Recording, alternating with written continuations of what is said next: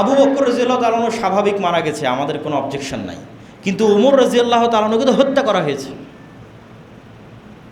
তো ওমর রাদিয়াল্লাহু তাআলা আনহুর হত্যা সম্মানের দিক থেকে বেশি হৃদয় বিদারক, না হাসান এবং হোসাইন রাদিয়াল্লাহু তাআলা আনহুর হত্যা বেশি হৃদয় বিদারক? 2 নম্বর, ওসমান রাদিয়াল্লাহু তাআলা আনহু কোরআন পাঠরত অবস্থায় সমগ্র মদিনা ঘেরাও করে কোরআন পাঠরত অবস্থায় তাকে হত্যা করা হয়েছে। তিনি হৃদয়ের আবেগ নিয়ে তার বাড়ির ছাদে দাঁড়িয়ে বলেছেন, মানুষেরা ওই কুয়ার পানি তোমরা আমাকে পান করতে দিচ্ছ না, যেই কুয়া আমি ওসমান গনি আমার টাকা দিয়ে রাসূল সাল্লাল্লাহু আলাইহি ওয়াসাল্লামের যুগে কিনে দিয়েছি। ওই মসজিদে তোমরা আমাকে সালাত আদায় করতে যেতে দিচ্ছ না, যেই মসজিদ রাসূল সাল্লাল্লাহু আলাইহি ওয়াসাল্লামের সাথে আমরা তৈরি করেছি। তো ওসমান রাদিয়াল্লাহু তাআলা আনহুকে যে কোরআন পাঠরত অবস্থায় হত্যা করা হলো, সম্মানের দিক থেকে ওসমান রাদিয়াল্লাহু তাআলা আনহুর হত্যা বেশি হৃদয় বিদারক, না হোসেন রাদিয়াল্লাহু তাআলা আনহুর হত্যা বেশি হৃদয় বিদারক?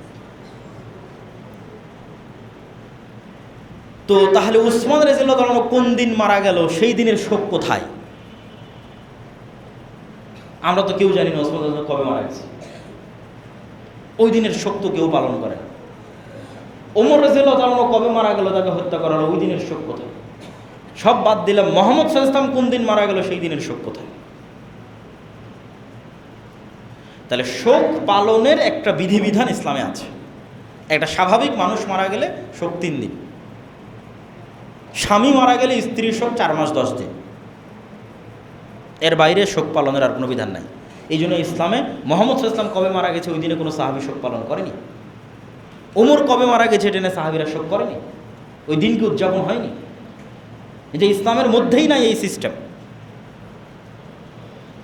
তারপরের যেটা পয়েন্ট সেটা হচ্ছে যে আলে বাইতের প্রতি ভালোবাসা। আলে বাইত মানে আল্লাহর নবীর পরিবার পরিজন আত্মীয় স্বজনের প্রতি ভালোবাসা, এটা ইসলামের পাঠ।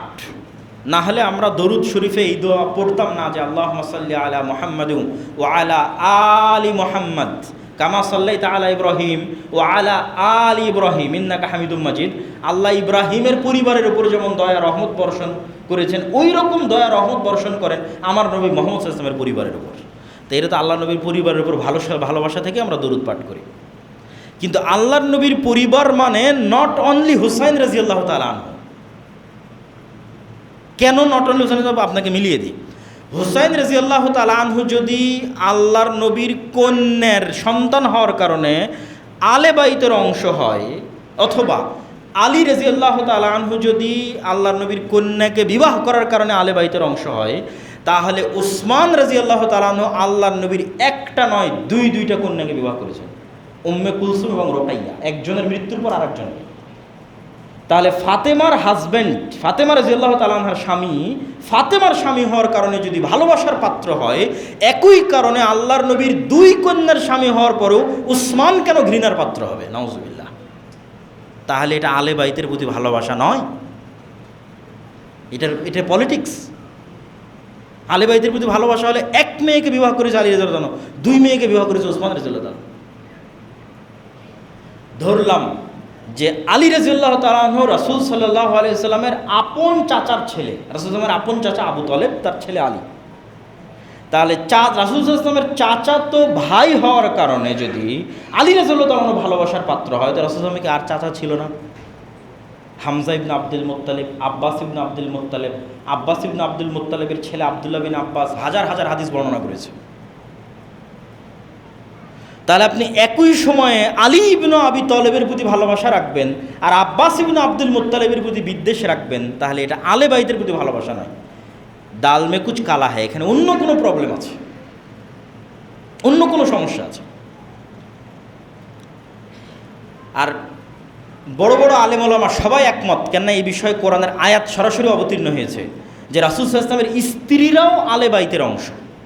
সূরা আহজাবের মধ্যে আল্লাহ বলছেন, ইয়া নিসা আন-নবী লাস্তুন্না কা আহাদিম মিনান নিসা, হে নবীর স্ত্রীগণ তোমরা অন্য মহিলাদের মতো নও। বলতে বলতে সবশেষে বলছেন যে আহলাল বাইত, তোমরা হচ্ছে আহলে বাইতের অংশ, মানে রাসূল সাল্লাল্লাহু আলাইহি ওয়াসাল্লামের পরিবারের অংশ। তো রাসূল সাল্লাল্লাহু আলাইহি ওয়াসাল্লামের স্ত্রীরা যদি আলে বাইতের অংশ হয়, তাহলে রাসূল সাল্লাল্লাহু আলাইহি ওয়াসাল্লামের কন্যা আপনার কাছে ভালোবাসার পাত্র ফাতেমা রাদিয়াল্লাহু তাআলা আনহা, তার ছেলে মেয়ে হাসান হোসেন ভালোবাসার পাত্র, কিন্তু আল্লাহর নবী যাকে ভালোবাসেন আয়েশা রাদিয়াল্লাহু তাআলা আনহা তিনি আপনার কাছে ঘৃণার পাত্র। তাহলে তো আপনি আহলে বাইতের প্রতি ভালোবাসা রাখেন না। আয়েশা রাদিয়াল্লাহু তাআলা আনহা আল্লাহর নবীর স্ত্রী, তিনিও আহলে বাইতের অংশ। তাহলে ফাতেমাকে ভালোবাসলে আয়েশাকে কেমনে ঘৃণা করতে পারেন? শুধু তাই নয়, আজকের যারা নিজেদেরকে আহলে বাইতের ভালোবাসার দাবিদার, বিশেষ করে ইসনা আশারিয়া যারা শিয়া, তারা যেই পরিমাণ বিদ্বেষ ওমর রাদিয়াল্লাহু তাআলা আনহুর প্রতি রাখে, আবু বকর রাদিয়াল্লাহু তাআলা আনহুর প্রতি রাখে, এবং আবু বকর রাদিয়াল্লাহু তাআলার মেয়ে আয়েশা রাদিয়াল্লাহু, আবু বকর রাদিয়াল্লাহু তাআলা আনহুর কন্যা আয়েশা রাদিয়াল্লাহু তাআলা আনহার প্রতি রাখে, এই বিদ্বেষ মাপার কোনো যন্ত্র দুনিয়াতে নাই, যেই চরম লেভেলের বিদ্বেষ তারা রাখে। অথচ রাসূল সাল্লাল্লাহু আলাইহি ওয়াসাল্লাম, সাহাবীরা বলছেন, আলী রাদিয়াল্লাহু তাআলা আনহু বলছেন, উসমান রাদিয়াল্লাহু তাআলা আনহু বলছেন যে আল্লাহর নবী তার জীবনের যে ঘটনাই বলা শুরু করুক, ধরেন আপনি আমাকে ফোন দিয়েছেন যে আব্দুল্লাহ ভাই আপনি কোথায় আছেন, কে কে আছে আপনার সাথে, তো বলে আমি আছি আর আব্বু আছে, অথবা আমার ভাই আব্দুর রহমান আছে বা আব্দুর রহিম আছে। আবার আর একদিন আমি একটা গল্প শোনাচ্ছি আপনাদেরকে, আমি কক্সবাজারে গেছিলাম, আমি ছিলাম আর অমুক ছিল, আমি রংপুর গেছিলাম, আমি ছিলাম আর অমুক ছিল। তো আমার জীবনের ঘটনার সাথে সবসময় আর দুটো মানুষের নাম আপনি শুনতে পান, মানে একটা ঘটনাও এমন পাওয়া যায় না যেই ঘটনায় ওই দুটো মানুষের নাম আল্লাহর নবী বলে না গল্পের সময়, যে আমি আজকে ওখানে গেছিলাম, আমি আবু বকর আর ওমর, আমরা ওখান থেকে বের হয়েছিলাম, আমি আবু বকর আর ওমর, আজকে এক জায়গায় দাওয়াত ছিল, দাওয়াত খেতে গেছে, আমি আবু বকর আর ওমর। তাহলে মুহাম্মদ সাল্লাল্লাহু আলাইহি সাল্লামের 24 ঘন্টার সবচেয়ে বেশি সময় যেই দুইজনের সাথে কাটে, সেই দুইজন হচ্ছেন আবু বকর এবং ওমর রাদিয়াল্লাহু তাআলা আনহু। এখন আশ্চর্যজনক, দুঃখজনক হলেও সত্য যে ইহুদিদের কাছে মুসা আলাইহিস সালামের সাথে যারা ছিল তারা জনপ্রিয়। মুসা আলাইহিস সালামের খাদেম ইউশা বিন নুন খিজিরের সফরে গেছিল, তো মুসা আলাইহিস সালামের সাথে যারা ছিল, মুসা আলাইহিস সালামের ভাই হারুন, তারা ইহুদিদের কাছে জনপ্রিয়, সম্মানের পাত্র।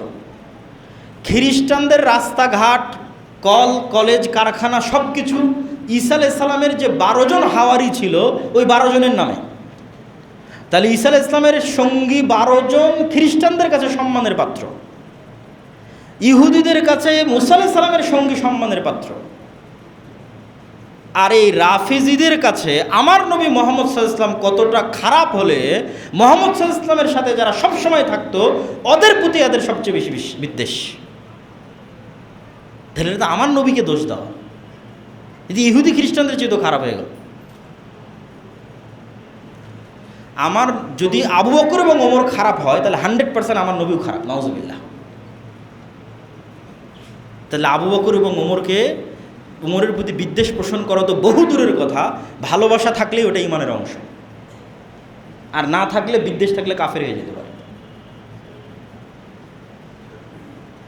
তো এবার আমরা চলে আসি যেটা আমরা বারবার বলছিলাম, যে কি পলিটিক্স, যেই পলিটিক্সের কারণে শুধু হুসাইন রাদিয়াল্লাহু তাআলা আনহু এবং তার ছেলে মেয়েদের নিয়ে আমি ব্যস্ত হয়ে গেলাম, এমনকি হাসান রাদিয়াল্লাহু তাআলা আনহুকে অতটা গুরুত্ব দিলাম না। এই পলিটিক্সটা হচ্ছে পারস্য বা ফুরস, এরা আগে থেকেই জাতিগতভাবে তাদের নিজেদেরকে একটু আলাদা চিন্তা করে। এই জন্য ইসলাম যত জায়গায় প্রবেশ করেছে সব জায়গায় ইসলামের কারণে ভাষা পর্যন্ত মানুষের চেঞ্জ হয়ে গেছে। কোথায় স্পেনের মানুষের কোনোদিন ভাষা আরবি ছিল না, কিন্তু ইসলাম যখন ওখানে ঢুকেছে মানুষরা নিজের ভাষা ভুলে গেছে, আরবি সবাই শিখে গেছে। প্রথম যেখানে ইসলামের ভাষা গ্রহণ করেনি এটা হচ্ছে ফুরস, পারস্যরা, আজকের যেটা ইরান। ফার্সি ভাষার যে ইতিহাস এবং ঐতিহ্য, তো এই পারস্য সাম্রাজ্যের পুরো পতন হয় ওমর রাদিয়াল্লাহু তাআলা আনহুর হাতে। আর এই পারস্য সম্রাটের কোনো একজন কন্যা যুদ্ধ বিজয়ের পর ওমর রাদিয়াল্লাহু তাআলা আনহু নিজে হুসাইন রাদিয়াল্লাহু তাআলা আনহুর সাথে বিবাহ দেন। এই লিঙ্কটা ওরা ঐতিহ্য হিসেবে ধারণ করেছে, যে আমাদের পারস্য সাম্রাজ্যের যে ইতিহাস, এই ইতিহাসের একটা পার্ট হুসাইন রাদিয়াল্লাহু তাআলা আনহুর সাথে কানেক্ট হয়ে গেছে। ফলত হুসাইন রাদিয়াল্লাহু তাআলা আনহুকে সম্মান করা, গ্লোরিফাই করা, দ্যাট মিনস আমরা আমাদের অতীত পারস্য সাম্রাজ্যকে গ্লোরিফাই করতেছি। আর এই হৃদয় বিদারক গল্প বানিয়ে এইটার ভিকটিম করব হচ্ছে যারা পলিটিক্সে আমাদের বিরোধী, তাদেরকে ভিকটিম করব। আয়েশা রাদিয়াল্লাহু তাআলা আনহা, ওমর রাদিয়াল্লাহু তাআলা আনহু, ওসমান রাদিয়াল্লাহু তাআলা আনহু আলে বাইতের কারণে নয়, কেন আমি আগেই প্রমাণ দিয়েছি এনারা সবাই আলে বাইতের অংশ। এবং যাকে নিয়ে সবচেয়ে বেশি মতবিরোধ তার বিষয়ে একটা আশ্চর্যজনক তথ্য দিই। মুআবিয়া রাদিয়াল্লাহু তাআলা আনহু তো সাহাবী। মুআবিয়া রাদিয়াল্লাহু তাআলা আনহুর পিতা আবু সুফিয়ান সাহাবী।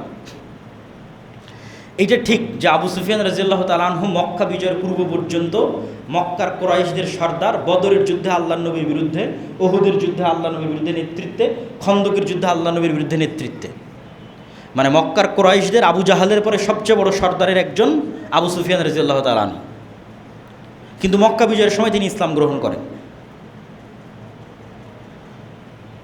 তো এইটার কারণে কি তার প্রতি কোনো অসম্মান, তার প্রতি কোনো দোষ ত্রুটি দেওয়ার সুযোগ আছে কি না, এই প্রশ্নের উত্তর হচ্ছে যত সাহাবী ইসলাম গ্রহণ করেছে এরা সবাই আগে কোনো না কোনোভাবে মুহাম্মদ সাল্লাল্লাহু আলাইহি ওয়াসাল্লামের শত্রু ছিল।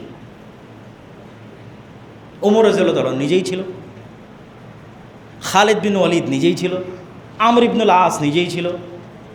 খালিদ বিন ওয়ালিদ আর আমর ইবনুল আস তো গোটা মুসলিম বিশ্ব বিজয় করেছে। তো ওই খালিদ বিন ওয়ালিদ তো মুহাম্মদ সাল্লাল্লাহু আলাইহি ওয়াসাল্লামের শত্রু ছিল।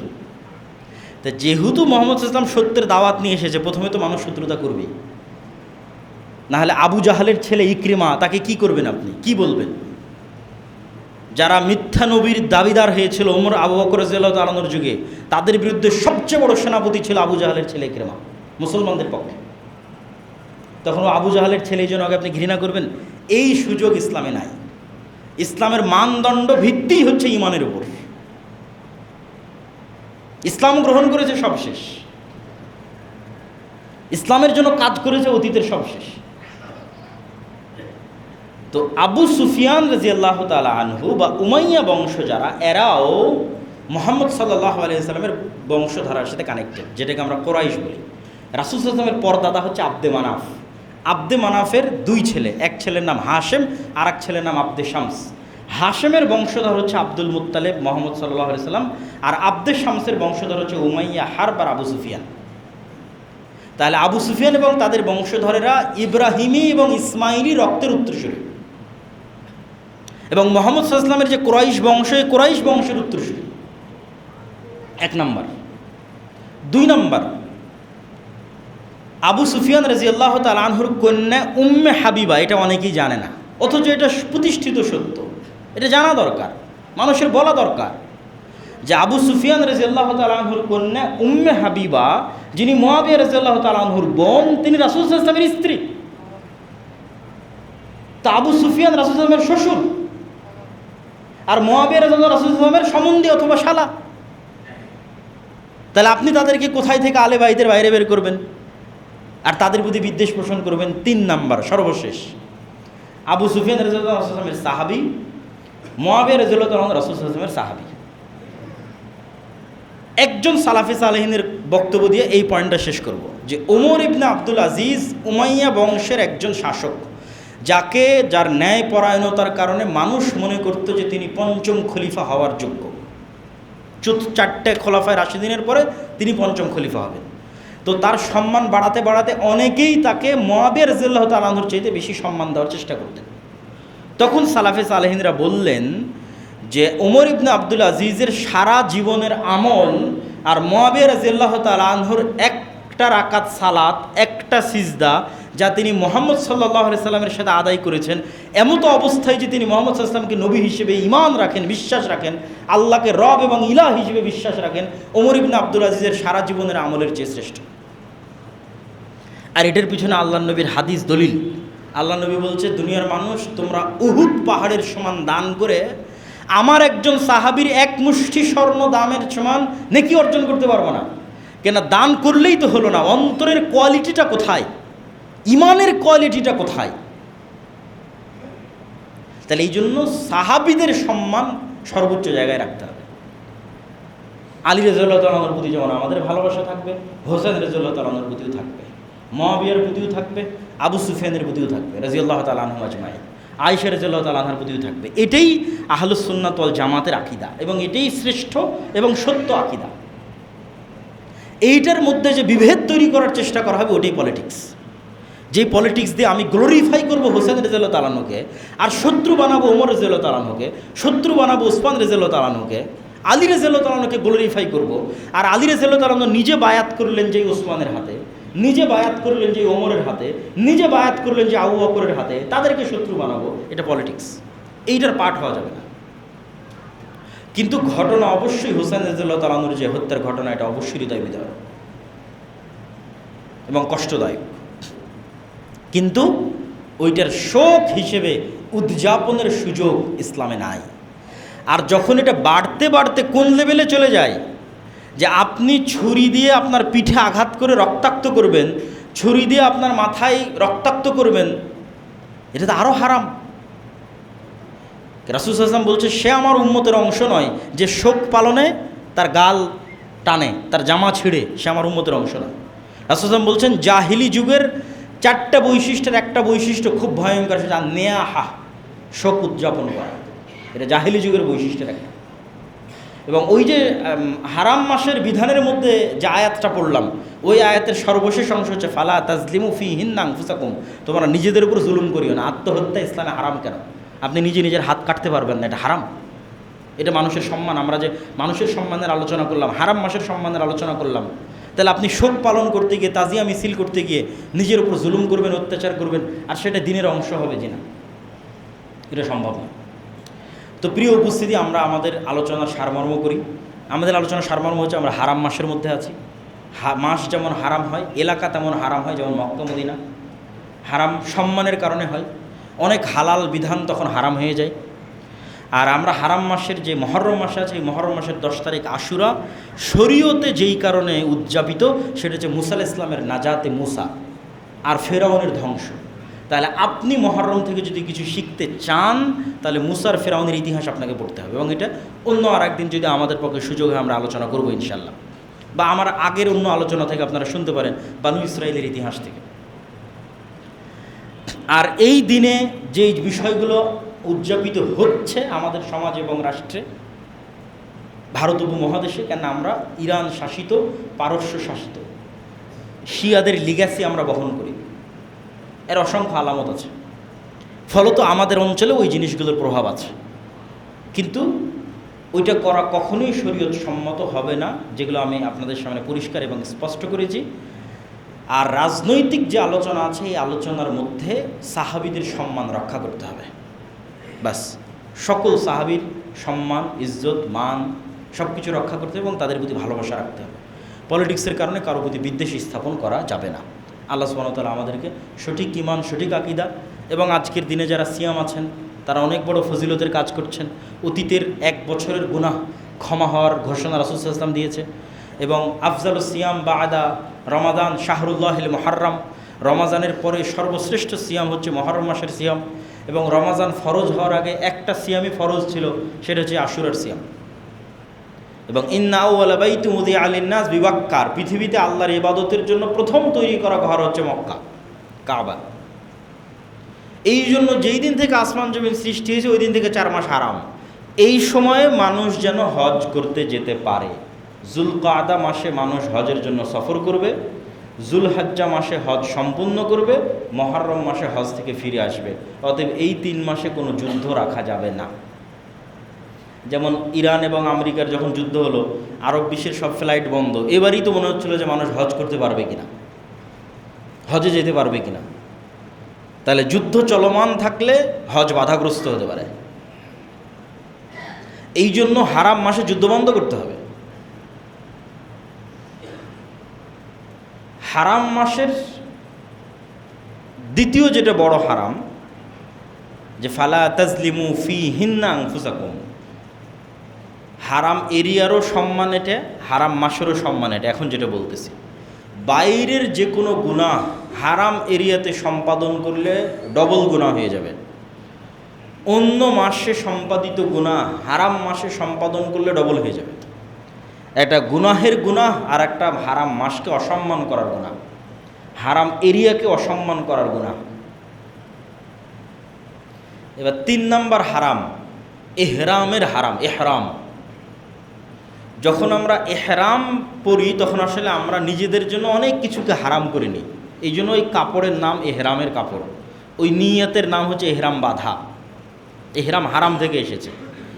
অনেক হালাল কাজ যা আসলে হালাল, এমনি হালাল, বিয়ে শাদী করা হালাল, স্ত্রীর সাথে সাংসারিক জীবনে যাওয়া হালাল, কিন্তু ইহরামের নিয়ত করার পর হারাম। নখ কাটা হালাল, চুল কাটা হালাল, কিন্তু ইহরামের নিয়ত করার পর হারাম। ইহরামের নিয়ত করার পর বিয়ের প্রস্তাব দেওয়াও হারাম। তাহলে ইহরামের যখন থেকে নিয়াত করছি তখন থেকে ইহরাম না ভাঙ্গা পর্যন্ত এই ইহরামের সম্মানে অসংখ্য হালাল কাজ হারাম হয়ে গেছে। তাহলে এটা একটা হারাম, সম্মানে হারাম। তাহলে 1 নম্বর হারাম এলাকার সম্মানে হারাম এলাকা হারাম, 2 নম্বর হারাম মাসের সম্মানে হারাম মাস হারাম, ইহরামের সম্মানে ইহরাম হারাম। এবার 4 নম্বর হচ্ছে মানুষ হারাম। মানুষের 3টে জিনিস হারাম করা হয়েছে মানুষের সম্মানে। মানুষের জীবন নফস আর এক মানুষের উপর হারাম, মানুষের টাকা পয়সা ধন দৌলত আর এক মানুষের উপর হারাম, মানুষের সম্মান আর এক মানুষের উপর হারাম।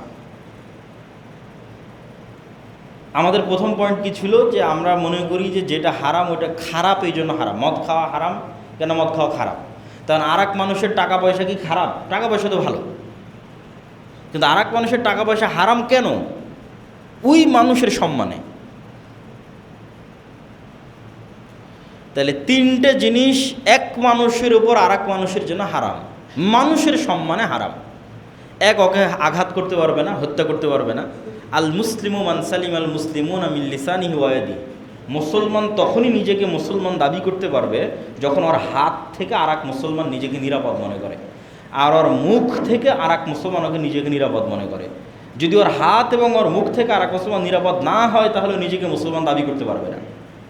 তাহলে এক মানুষের উপর আর এক মানুষ 1 নম্বর হারাম, ওর জীবন, ওর নফস, ওকে কেউ আঘাত করতে পারবে না, মারতে পারবে না, এটা হারাম। সম্মান, মানুষের সম্মানে হারাম। এবং এই সম্মানটা কোন লেভেলের সেটাও বলতেছি। 2 নম্বর হচ্ছে ওর ধন সম্পদ হারাম, ওর ধন সম্পদ আপনি জোরপূর্বক নিতে পারবেন না। 3 নম্বর হচ্ছে ওর সম্মান হারাম, ওই যে মুখ থেকে ওকে গালিগালাজ করতে পারবেন না, গীবত অপবাদ দিতে পারবেন না। আর এই 3 নম্বর যে সম্মান মানুষকে দেওয়া হয়েছে, যে মানুষের সম্মান আর এক মানুষের জন্য হারাম, এই সম্মান আন্তর্জাতিক কোনো মানবাধিকার আইনেও নাই। বরং আন্তর্জাতিক মানবাধিকার আইনগুলোতে মানুষের সম্মান লঙ্ঘন করা অধিকার হিসেবে বিবেচিত হয়। মানুষের সম্মান লঙ্ঘন করা অধিকার হিসেবে বিবেচিত হয়। কি অধিকার? বাক স্বাধীনতা। যে আমি আর একজনকে গালি দিতে পারবো, এটা আমার বাক স্বাধীনতা। আমি আর একজনের নিন্দা অপবাদ করতে পারবো, এটা আমার বাক স্বাধীনতা। মানে বাক স্বাধীনতার দোহাই দিয়ে মুহাম্মদ সাল্লাল্লাহু আলাইহি ওয়াসাল্লামের নিন্দা অপবাদ হবে।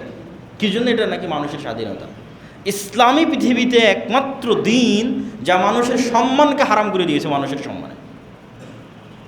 যে পৃথিবীর কোনো মানুষের তুমি না গীবত, না নিন্দা, না গালি, না অপবাদ কিছু দিতে পারবে না, হারাম। মানুষের সম্মানে হারাম। পারলে গোপন করো, পারলে ঢেকে রাখো, ওর সম্মান ঢেকে রাখো, ওর সম্মান রক্ষা করো। যদি ওর অপরাধ গোপন করে এবং ওর সম্মান রক্ষা করো, আল্লাহ তোমার সম্মান রক্ষা করবে কিয়ামতের মাঠে। আচ্ছা, মানুষের যে হারামটা, এটা লেভেলটা কোথায়, কত বড় মানুষের সম্মান? রাসূল সাল্লাল্লাহু আলাইহি ওয়াসাল্লাম বলছেন, লাহাদামুল কাবা আহওয়ানু ইনদাল্লাহ। একটা মানুষ নিজে হাতে কাবা ঘর ধ্বংস করে দিবে, এইটা আল্লাহর কাছে যত বড় গুনাহ, তার চাইতে একটা মানুষ আর এক মানুষকে হত্যা করবে, এটা তার চেয়ে বড় গুনাহ আল্লাহর কাছে। তাহলে আব্রাহা এসেছিল কাবা ঘর ধ্বংস করতে। আল্লাহ বলে, আলাম তারা কাইফা ফাআলা রাব্বুকা বিআসহাবিল ফিল আলাম ইয়াজআল কাইদাহুম ফি তাসলিল। আবাবিল পাখি পাঠিয়ে তাকে ধ্বংস করে দেওয়া হলো কাবা ধ্বংস করতে চাওয়ার অপরাধে। তখন রাসূল সাল্লাল্লাহু আলাইহি ওয়াসাল্লাম বলছে, কেউ কাবা ধ্বংস করবে, এটা আল্লাহর কাছে যত বড় অপরাধ, তার চেয়ে বড় অপরাধ কেউ কোনো মানুষকে হত্যা করবে। এটা মানুষের সম্মান আল্লাহর কাছে। আর এক হাদিসে রাসূল সাল্লাল্লাহু আলাইহি ওয়াসাল্লাম বলছেন যে লাউ ইজতামাআল ইনসু ওয়াল জিন, সারা পৃথিবীর সব মানুষ, কোটি কোটি মানুষ, আর সারা পৃথিবীর সব জিন একত্রিত হয়ে যদি একজন নিরপরাধ মানুষকে হত্যা করে, তাহলে আল্লাহ সারা পৃথিবীর সব মানুষকে জাহান্নামে দিয়ে দিবে, সারা পৃথিবীর সব জিনকে জাহান্নামে দিয়ে দিবে একজন নিরপরাধ মানুষকে হত্যা করার অপরাধে। এইটা বিবেচনায় আসবে না। আরে সারা পৃথিবীর সব মানুষ, সব মানুষ মিলে হত্যা করেছে, তো কী হয়েছে? না, একটা মানুষের সম্মান আল্লাহর কাছে এত বেশি। সারা পৃথিবীর সব মানুষ যদি একত্রিত হয় নিরপরাধ মানুষকে হত্যায় একজন, তো সারা পৃথিবীর সব মানুষকে জাহান্নামে দেওয়া। এই জন্য আর এক আয়াতে আল্লাহ সুবহানাহু ওয়া তাআলা বলছেন, কেউ যদি একজন মানুষকে হত্যা করে তাহলে যেন সারা পৃথিবীর সব মানুষকে সে হত্যা করে, আর যদি কেউ একজন মানুষকে বাঁচায় যেন সারা পৃথিবীর সব মানুষকে বাঁচালো। তাহলে মানুষ হারাম মানুষের সম্মানে। এই জন্য মানুষের কিডনি বিক্রি করা, মানুষের রক্ত বিক্রি করা, চুল বিক্রি করা, এগুলো মানুষের সম্মানের খেলাফ। এই জন্য এগুলো যাবে না। দান করা ভিন্ন জিনিস, কিন্তু ক্রয় বিক্রয়ের বস্তু বানানো যাবে না আদম সন্তানকে, এবং আদম সন্তানের কোনো অঙ্গ প্রত্যঙ্গকে বিক্রিযোগ্য নয়, এটা সম্মান। তাহলে এতক্ষণ যাবৎ আমরা যেটা আপনাদের সামনে তুলে ধরার চেষ্টা করলাম সেটা হচ্ছে হারাম সম্মানের কারণে হয়ে থাকে। আর আমরা আজকে যে আলোচ্য বিষয়বস্তুর মধ্যে আছি সেটা হচ্ছে মাস হারাম। তাহলে পরপর 3 মাসের আমরা তৃতীয় মাস মুহররম মাসে অবস্থান করছি। এর একটা হারাম মাস। এই হারাম মাসের 10 তারিখের বিশেষ গুরুত্ব কি? 1 নম্বর গুরুত্ব তো আমরা হারাম মাসের মধ্যে আছি, এটা নিজেই একটা গুরুত্ব। 2 নম্বরের বিশেষ গুরুত্ব আছে মুহররম মাসের 10 তারিখের। যদিও আমাদের পেপার পত্রিকা, রাষ্ট্রপ্রধান, প্রধানমন্ত্রীর বাণী, জাতীয় অনুষ্ঠান সব কিছু পালিত হবে অথবা উদযাপিত হবে কারবালা কেন্দ্রিক। আশুরা মুহররম, দ্যাট মিন্স কারবালা। এটা ঠিক যে মুহররম মাসের 10 তারিখে কারবালায় একটা ঘটনা ঘটেছিল, যেটাও আমরা বলবো। কিন্তু সেই ঘটনাটা ঘটেছিল রাসূল সাল্লাল্লাহু আলাইহি ওয়াসাল্লামের মৃত্যুর প্রায় 50 বছর পরে। তাহলে রাসূল সাল্লাল্লাহু আলাইহি ওয়াসাল্লামের মৃত্যুর পরে যে ঘটনা ঘটবে সেই ঘটনা শরীয়তের অন্তর্ভুক্ত হওয়ার আর চান্স নাই। এটা যদি আমি বুঝাতে না পারি এটা আমার ব্যর্থতা। যে মুহাম্মদ সাল্লাল্লাহু আলাইহি ওয়াসাল্লাম মারা গেছে মানে ওহির দরজা বন্ধ হয়ে গেছে। কোরআন ইজ কমপ্লিট, হাদিস ইজ কমপ্লিট। যত আইন, ল, শারিয়া, বিধিবিধান, হালাল হারাম, সুন্নাত, ফরজ সব কমপ্লিট। এখন মুহাম্মদ সাল্লাল্লাহু আলাইহি ওয়াসাল্লামের মৃত্যুর 1 সেকেন্ড পরও পাল্টা আবার কোনো কিছু ইসলামের মধ্যে ঢুকবে, এটার সুযোগ নাই। কিন্তু ঢুকতে হলে তো মুহাম্মদ সাল্লাল্লাহু আলাইহি ওয়াসাল্লামের মুখ দিয়ে ঢুকতে হবে। হয় কোরআনের আয়াত নাই হাদিস, উনি তো নাই। তাহলে যে ঘটনাটা ওনার মৃত্যুর 50 বছর পরে ঘটতেছে সেটার তো আর কোনো চান্সই নেই যে এইটা ইনক্লুডেড হবে ইসলামী শরিয়ার মধ্যে। ইসলামী শরিয়ার ফরজ, নফল, সুন্নাতের মধ্যে ইনক্লুডেড হবে, সংযুক্ত হবে, এটার কোনো চান্স নাই। কেন? ঘটনা ঘটতেছে 50 বছর পর। ঘটনা যতই হৃদয় বিদারক হোক, ঘটনা যতই কষ্টদায়ক হোক, কিন্তু ওই ঘটনার ইসলামী শরিয়ার অন্তর্ভুক্ত হওয়ার, সুন্নাত, নফল, ফরজ হওয়ার আর কোনো চান্স নাই। তাহলে এতটুকু নিশ্চিত যে আশুরা মুহররম নিয়ে যদি কোনো হাদিস থেকে থাকে অবশ্যই সেটা কারবালা নিয়ে হবে না। আশুরা মুহররম নিয়ে যদি কোনো কোরআনের আয়াত থেকে থাকে অবশ্যই সেটা কারবালা নিয়ে হবে না। কেন? এটা ঘটতেছে কোরআন অবতীর্ণ হওয়া শেষ হওয়ার পরে, হাদিস অবতীর্ণ হওয়া শেষ হওয়ার পরে কতদিন? 50 বছর পর। তাহলে আশুরা মুহররম মাসের 10 তারিখের কোনো কিছু যদি শরীয়তের অন্তর্ভুক্ত হয়ে থাকে মুহাম্মদ সাল্লাল্লাহু আলাইহি ওয়াসাল্লামের মুখ দিয়ে অথবা কোরআনের আয়াত দিয়ে, তাহলে কারবালা বাদে অন্য কিছু, এতটুকু নিশ্চিত। সেটা কি? সেটা হচ্ছে রাসূল সাল্লাল্লাহু আলাইহি ওয়াসাল্লাম যখন মক্কা থেকে মদিনায় হিজরত করলেন, মক্কায় বসবাস করত মুশরিকেরা। আহলে কিতাবের সংখ্যা মক্কায় তেমন একটা ছিল না। আহলে কিতাব মানে যারা আল্লাহর কিতাব পেয়েছে, নবী পেয়েছে। তো মক্কার মানুষ ইসমাইল আলাইহিস সালামের পর থেকে মুহাম্মদ সাল্লাল্লাহু আলাইহি ওয়াসাল্লাম পর্যন্ত কোনো নবী পায়নি, কোনো কিতাবও পায়নি। ইসমাইলের বংশে মুহাম্মদ সাল্লাল্লাহু আলাইহি ওয়াসাল্লাম ছাড়া কেউ নবীর দাবিই করেনি। তাহলে ইসমাইলের পরে প্রায় 3000 বছর কোনো নবী নাই, কোনো কিতাব নেই। কিন্তু ইব্রাহিম এবং ইসমাইলের স্মৃতি আছে, তাদের রেখে যাওয়া কিছু নিয়ম কানুন, আদর্শ অবিকৃত অবস্থায় আছে। তো মুহাম্মদ সাল্লাল্লাহু আলাইহি ওয়াসাল্লাম যখন মক্কা থেকে হিজরত করে মদিনায় গেলেন, মদিনায় আহলে কিতাবরা ছিল, খ্রিস্টানেরা ছিল, ইহুদিরা ছিল। তো ইহুদিরা একটা দিনে সিয়াম পালন করে, এখনও করে, ইয়ম কিপ্পুর নামে। ইহুদিরা ওই দিনে রোজা রাখে। তো রাসূল সাল্লাল্লাহু আলাইহি ওয়াসাল্লাম বললেন, এটা কিসের সিয়াম তোমরা এই দিনে রোজা রাখতেছো? তো বলে, এই দিন সেই দিন যেই দিন আল্লাহ সুবহানাহু তাআলা মূসা আলাইহিস সালাতু ওয়াস সালামকে মুক্তি দিয়েছিলেন ফিরআউনের কবল থেকে। যেমন কোরআনের আয়াতে আল্লাহ বলছে ওয়াইয নাজ্জাইনাকুম মিন আলি ফিরআউন ইয়াসুমুনাকুম সুআল আযাব ইউযাব্বিহুনা আবনাকুম ওয়া ইস্তাহইয়ুনা নিসাআকুম ওয়া ফি যালিকুম বালাউম মির রাব্বিকুম আযীম। হে বানু ইসরাইল, স্মরণ করো সেই দিনের কথা, ওয়াইয নাজ্জাইনাকুম মিন আলি ফিরআউন, যেদিন ফিরআউনের কবল থেকে আমি আল্লাহ তোমাদের মুক্তি দিয়েছিলাম। কোন ফিরআউন জানো? ইউযাব্বিহুনা আবনাকুম, তোমাদের ছেলে সন্তানদের জবাই করতো ওই ফিরআউন। ওয়া ইস্তাহইয়ুনা নিসাআকুম, আর তোমাদের মেয়েদের বাঁচিয়ে রাখতো ওই ফিরআউন। ছেলেদের কেন হত্যা করতো, মেয়েদের কেন বাঁচিয়ে রাখতো? ছেলেদের হত্যা করতো এই আশঙ্কায় যে বানু ইসরাইলের মধ্যেই ওই ছেলের জন্ম হবে যার হাতে ফিরআউনের পতন হবে, এই আশঙ্কায় ছেলেদের হত্যা করতো। মেয়েদের বাঁচিয়ে রাখতো কেন? একটা কওমের কে যে গোলাম বানানো হয়েছে এর সবচেয়ে বড় আলামত তখন ফুটে ওঠে যখন ওই কওমের মেয়েরা গোলাম, দাসী। একদিকে পুরুষ হত্যা আর একদিকে মেয়েদেরকে দাসী হিসেবে ফিরআউন এবং তার যারা লোকজন আছে তারা ব্যবহার করবে, কাজ করাবে। এর চেয়ে বড় অপমান আর কি হতে পারে? তো এইরকম ভয়াবহ ফিরআউনের কবল থেকে আমি তোমাদের মুক্তি দিয়েছি। ওয়াইদ ফারাকনা বিকুমুল বাহরা, যখন আমরা সমুদ্রকে চিরে দিয়েছিলাম। ওয়াগরাকনা আলা ফিরআউন, আর ওই সমুদ্রে ফিরআউন এবং তার সেনাবাহিনীকে ডুবিয়ে দিয়েছিলাম।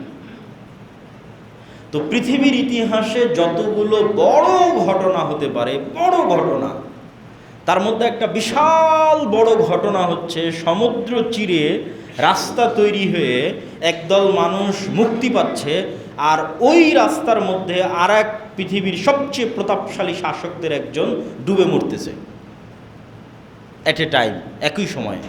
যে পৃথিবীর ইতিহাসের বড় ঘটনাগুলোর একটা বড় ঘটনা। তো রাসূল সাল্লাল্লাহু আলাইহি ওয়াসাল্লাম বললেন, যদি এই দিন সেই দিন হয়ে থাকে তাহলে আনা আহাক্কু বিমূসা মিনকুম, তাহলে মুসার খুশিতে খুশি হওয়ার হকদার আমি বেশি তোমাদের চাইতে। অতএব এই দিনে আমিও সিয়াম পালন করব। তাহলে মুহররমের 10 তারিখ তথা আজকে আমরা যেই দিনে অবস্থান করছি, আজ শুক্রবার মুহররম মাসের 10 তারিখে আমরা অবস্থান করছি, এই 10 তারিখ শরীয়তের মধ্যে ইনক্লুডেড যেই বিধান নিয়ে, কানেক্টেড যেই বিধান নিয়ে, সেই বিধানটার নাম হচ্ছে আজকের দিনে আল্লাহ মূসা আলাইহিস সালাতু ওয়াস সালামকে নাজাত দিয়েছিলেন, ফিরআউনকে ডুবিয়েছিলেন। সেটার শুকরিয়া স্বরূপ মূসা আলাইহিস সালাম প্রতি বছর এই দিনে সিয়াম পালন করতেন, এই দিনে সিয়াম পালন করতেন। তারই শুকরিয়া স্বরূপ মুহাম্মদ সাল্লাল্লাহু আলাইহি সাল্লাম এই দিনে সিয়াম শুরু করেছেন। মানুষ যেন মনে না করে যে হুবহু আহলে কিতাবের অনুসরণ হচ্ছে, এই জন্য এর আগে অথবা এর পরে আর একদিন তিনি বাড়িয়ে দিয়েছেন। তাহলে আশুরা মুহররম মাসের 10 তারিখ মূসা আলাইহিস সালামের মুক্তির জন্য স্মরণীয়, ফিরআউনের ধ্বংসের জন্য স্মরণীয়। এবং ওই শিক্ষাটা আমাদের নিতে হবে যে এই দিনটা যদি আমি স্মরণ করতে চাই তাহলে শিক্ষায় কোথায় ফিরে যেতে হবে? মূসার ফিরআউনের ঘটনায়, যেটা আজকে আমাদের জন্য এই জুমার খুতবায় আলোচনা করা অনেক সময় সাপেক্ষ ব্যাপার। আমি আগের বহু বক্তব্যে বানু ইসরাইলের লম্বা ইতিহাস আলোচনা করেছি এবং বানু ইসরাইলের ইতিহাস থেকে আমাদের জন্য কী শিক্ষণীয়তা আলোচনা করেছি। তো আমরা আজকের দিন থেকে যদি কোনো শিক্ষা নিতে চাই, এই শিক্ষাটা মূসার ফিরআউনের পুরো জীবনী থেকে নিতে হবে। কেন আল্লাহ কোরআন যেই নবীর ঘটনা দিয়ে পরিপূর্ণ করে রেখেছে, সবচেয়ে বেশি কোরআনে যেই নবীর ঘটনা আলোচিত হয়েছে সেটা মূসার ফিরআউন। আর অন্য কোনো নবীর ঘটনা, আর অন্য কোনো জাতির ঘটনা এত বেশি কোরআনে আলোচিত হয়নি যত আলোচিত হয়েছে বানু ইসরাইল, মূসা, ফিরআউন। অতএব এখানে আমাদের জন্য শিক্ষা আছে। এই শিক্ষাটাই এই আশুরা মুহররমের দিনে আমাদের নিতে হবে। সেটা আমরা অন্য কোনো দিন আলোচনা করবো ইনশাআল্লাহ। এবার আমরা চলে যাই পরের পয়েন্টে। তাহলে আশুরা মুহররমের যেই স্মৃতিটা আমরা লালন করতেছি, যে কারবালার স্মৃতি, সেটার হাকিকাত কতটুকু, সেটার বাস্তবতা কতদূর? কারবালা কেন্দ্রিক যেই ঘটনা, এই ঘটনাটা ঘটতেছে 61 হিজরিতে। রাসূল সাল্লাল্লাহু আলাইহি ওয়াসাল্লামের মৃত্যুর পরে উনি কোনো খলিফা নির্ধারণ করে যাননি যে আমার পরে উমুকে খলিফা হবে, কোনো নাম নির্ধারণ করেন। 3 দিন লেগেছে সাহাবীদের ফাইসালা করতে, পরবর্তী খলিফা আবু বকর রাদিয়াল্লাহু তাআলা আনহু। আল্লাহর নবী যদি বলেই যেতেন অমুক খলিফা, তাহলে খেলাফতের যে সিস্টেম, এই সিস্টেমটা তৈরি হতো না। খেলাফতের সিস্টেমে এক শাসক তার পরের শাসককে নির্ধারণ করে যাবে, এই ধারণার বাইরে বের হয়ে যোগ্য ব্যক্তিকে নির্ধারণ করতে হবে, এটাই হলো খেলাফতের নিয়ম। বাদশাহ তার পরবর্তী কোনো আত্মীয় স্বজনকে দায়িত্ব দিয়ে যাবে এটা নয়। তা আমি যদি হাত ধরে সাঁতার শিখাই তাহলে তো হবে না, ছেড়ে দিলেই সে সাঁতার শিখবে। তো উম্মতে মোহাম্মদী খেলাফত শিখবে মুহাম্মদ সাল্লাল্লাহু আলাইহি ওয়াসাল্লাম কাউকে খলিফা না করে গেলেই শিখবে যে খেলাফত কিভাবে নির্ধারিত হতে হয়, খলিফা কেমনে নির্ধারণ হয়। আবু বকর রাদিয়াল্লাহু তাআলার পর ওমর, ওমর রাদিয়াল্লাহু পর ওসমান, ওসমান আলী। এর মধ্যে অনেক ঘটনা আছে। ওমর রাদিয়াল্লাহু তাআলার পর্যন্ত কোনো ফিতনা ছিল না, ওসমান রাদিয়াল্লাহু তাআলার যুগে ফিতনা শুরু হয়, আলী রাদিয়াল্লাহু তাআলার যুগে ফিতনায় পরিপূর্ণ হয়ে যায়। আলী রাদিয়াল্লাহু তাআলার সময় থেকেই যে সমস্যাটা শুরু হয় সেটা হচ্ছে মুআবিয়া রাদিয়াল্লাহু তাআলা দীর্ঘদিন থেকে সিরিয়ার শাসক, গভর্নর। ওমর রাদিয়াল্লাহু তাআলার খেলাফত আমলে মুআবিয়া রাদিয়াল্লাহু তাআলা প্রথম সিরিয়ার গভর্নর হয়েছেন। ওসমান রাদিয়াল্লাহু তাআলার শাসন আমলে উনি গভর্নর হিসেবে কন্টিনিউ করেছেন। তো মুআবিয়া রাদিয়াল্লাহু তাআলার যে সৎ শাসন, এই সৎ শাসনে সিরিয়ার মানুষ তার ভক্ত হয়ে গেছে। তার যে ন্যায়পরায়ণতা, আদালত, তার যে চিন্তা চেতনা, উচ্চ চিন্তা ভাবনা। তো দীর্ঘ 20-30 বছর মুআবিয়া রাদিয়াল্লাহু তাআলা সিরিয়ার শাসক, সৎ এবং ন্যায়পরায়ণ গভর্নর হিসেবে। তো এই জন্য সিরিয়ার মানুষের পক্ষে অন্য কাউকে মুআবিয়াকে বাদ দিয়ে মেনে নেওয়া খুব কঠিন ছিল। যে কোনো একজন খলিফা এসে মুআবিয়াকে বাদ দিবে এবং ওই জায়গায় আরেকজন গভর্নর করবে, এটা খুব কঠিন ছিল সিরিয়ার মানুষের জন্য। তাহলে সিরিয়ার মানুষেরা আদিকাল থেকেই মুআবিয়া রাদিয়াল্লাহু তাআলার ভক্ত। আর যারা নিজেদেরকে শিয়া দাবি করে এরা আলী রাদিয়াল্লাহু তাআলার ভক্তি এবং শ্রদ্ধার দাবি করে। ফলত যুগ যুগ থেকে যারা শিয়া তারা সিরিয়ার মানুষকে সহ্য করতে পারে না।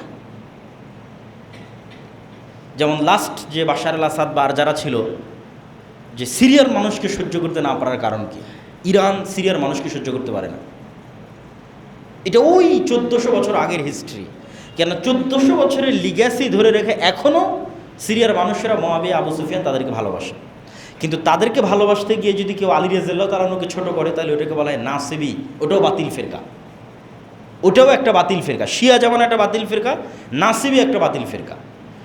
ভারসাম্য বজায় রাখতে হবে। রাসূল সাল্লাল্লাহু আলাইহি ওয়াসাল্লামের সাহাবী মুআবিয়াও, রাসূল সাল্লাল্লাহু আলাইহি ওয়াসাল্লামের সাহাবী আলীও রাদিয়াল্লাহু তাআলা আনহু, কারো প্রতি বিদ্বেষ রাখা যাবে না। তো আমি ঘটনা প্রবাহ তুলে ধরতেছি। তো মুআবিয়ার পরে সর্বপ্রথম পিতার পরে পুত্র খলিফা হবে, এই সিস্টেমটা চালু হয়। তিনি তার ছেলে ইয়াজিদকে দায়িত্ব দেন। তো ইয়াজিদের হাতে মোটামুটি মক্কা মদিনা বাদে সারা ইসলামী বিশ্বের সবাই বায়াত করে ফেলেছে। সমগ্র ইসলামী বিশ্বের সবাই ইয়াজিদের হাতে বায়াত করে ফেলেছে। অনেক বড় বড় সাহাবী বায়াত করেছে, কিন্তু মক্কা এবং মদিনার মানুষরা বায়াত করেনি। মক্কা এবং মদিনার মানুষের এটা পছন্দ হয়নি যে শাসকের পরে তার ছেলে শাসক হবে, এবং মক্কা মদিনা তখন বড় বড় সাহাবীরা ছিলেন। কিন্তু তারা আর নতুন কারো হাতে বায়াত নেবে এরকমও হয়নি, যদিও পরবর্তীতে আব্দুল্লাহ বিন জুবাইরের হাতে মক্কার মানুষ বায়াত নিয়েছে, আর মদিনার মানুষেরা কারো হাতে বায়াত নেয়নি। সর্বশেষে তারা ইয়াজিদ এবং উমাইয়া খলিফা তাদের হাতে বায়াত নেয়। তো কুফার মানুষেরা চিঠি লেখে হুসাইন রাদিয়াল্লাহু তাআলা আনহুর কাছে যে আমরা আপনার হাতে বায়াত নিতে চাই, আপনি কুফায় আসেন, আপনাকে আমরা খলিফা হিসেবে নির্ধারণ করতে চাই। তো মদিনায় অবস্থান করা আবদুল্লাহ বিন ওমর, আবদুল্লাহ বিন আব্বাস, তারা মদিনায়, তারা সবাই হুসাইন রাদিয়াল্লাহু তাআলাকে বুঝান যে এই কুফার মানুষ আপনার বাবার সাথে গাদ্দারি করেছিল, এদের প্ররোচনায় পা দিয়ে আপনি মদিনা ছেড়ে যায়েন না, এরা আবার আপনার সাথে গাদ্দারি করবে, মুনাফিক। কিন্তু এই পরিমাণ চিঠি কুফা থেকে হুসাইন রাদিয়াল্লাহু তাআলা রিসিভ করেন যে উনি বিশ্বাস করেন যে না, কুফার মানুষের উপর ভরসা করা যায়। তো উনি ওনার চাচাতো ভাইকে প্রথম পাঠিয়েছিলেন, সেও পজিটিভ নিউজ দেয় যে না, আসেন কুফার মানুষ আপনার পাশে দাঁড়াবে।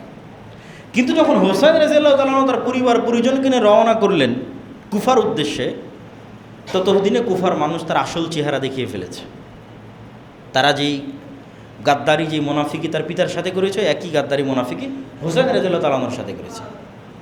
হুসাইন রাদিয়াল্লাহুর পাশে এসে যে দাঁড়াবে, তাকে যে বাঁচাবে, তার জন্য লড়াই করবে, কিচ্ছু করেনি। জাস্ট ফাও চিঠি পাঠিয়ে দাওয়াত দিয়ে রেখে, মানে আমাদের বাংলা ভাষায় বলে যে মই দিয়ে গাছে উঠাই দিলাম, পরে মইটা নিয়ে নিলাম।